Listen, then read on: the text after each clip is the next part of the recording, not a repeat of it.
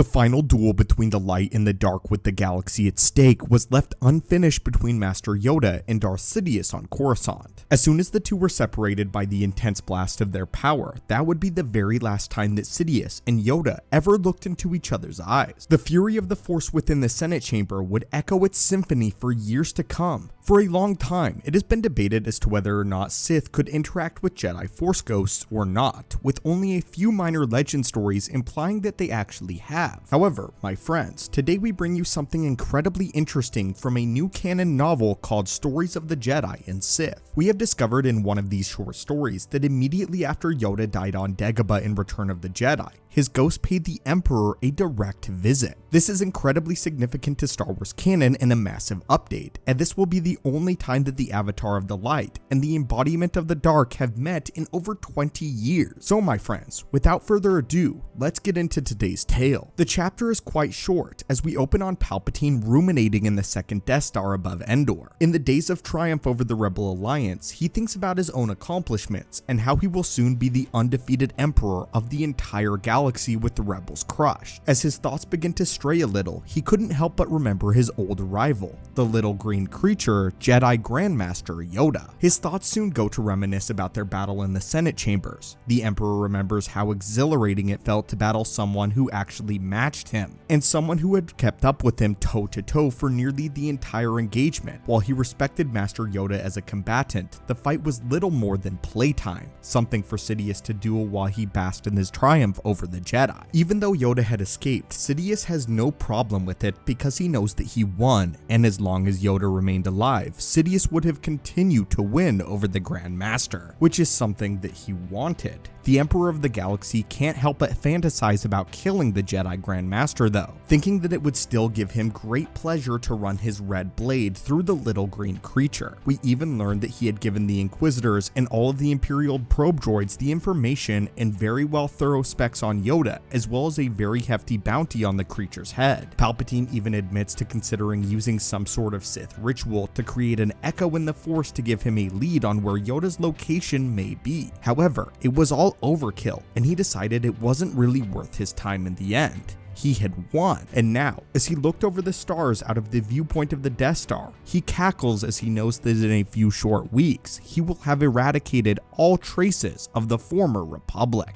Across the galaxy on Dagobah, Yoda slips into his bed as Luke crouches into the hut. Yoda's mind is far from his old rival, and he is focused only on the here and the now, the presence of the Force. The familiar scene of Yoda's death plays out as he transcends into the Force, leaving his corporeal body behind. The description that we get after Yoda becomes one with the Force is beautiful, but also shows us the training that Yoda took from Qui-Gon Jinn in action as he becomes a Force ghost and transcends the physical plane. Here's what the passage from the new book says. The Force is wondrous. Master Yoda is no longer a piece of it. He is it, but he remembers himself as he was taught. He remembers who he is, who he has been. He remembers who he will be. Though he does not breathe, he remembers how to laugh, but something out there in the galaxy also remembers him and is calling his name right now. After this, we transition back to the Emperor, who immediately knows that Yoda is dead. He explains that it wasn't as if he had felt Yoda and then suddenly didn't feel him. No, he hadn't felt Yoda at all, and now he suddenly did feel the Jedi all around him in the Force itself. He hadn't felt Yoda or sensed him in the Force, and now suddenly he did feel the Jedi all around him. His anger flared,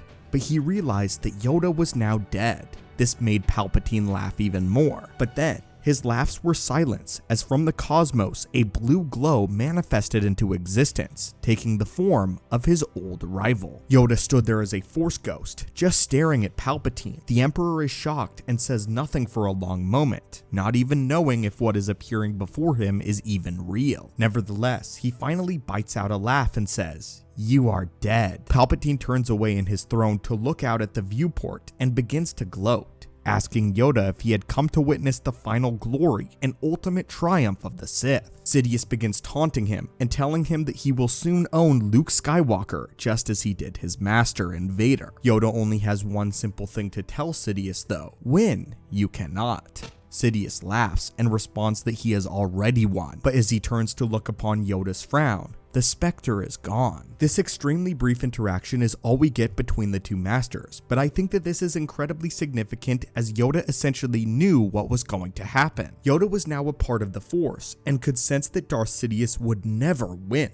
Being one with the Force, the Master was undoubtedly privy to knowing the future to some extent, and he wasn't taunting Sidious any farther when he said that he couldn't win. He was just stating that Yoda, now a part of the Force itself, believed that he never would, and was simply stating a fact. Sidious would learn this all too late when Vader would turn against him at the end of the Battle of Endor. I do not believe that Yoda saw everything, as even when Obi-Wan Kenobi was a Force ghost, he did not believe that Darth Vader could be turned back to the light side of the Force and become Anakin yet again. But I also believe that Yoda's comments go a bit deeper. Yoda has now finally achieved the one thing that Darth Sidious desires more than anything else in eternal life. Sidious and all of the Sith in general desire to live forever, and it was Darth Plagueis' main goal to cheat death by using the machinations of the dark side. However, in the end, they can never do this, so instead of taking this final moment to gloat before Darth Sidious for achieving what he never is able to, he simply departs, letting him know that he is now one with the Force and that Darth Sidious is essentially the first person that Yoda decides to visit. He decides to visit Darth Sidious before even Luke, a final part to his greatest rival in that of the Sith.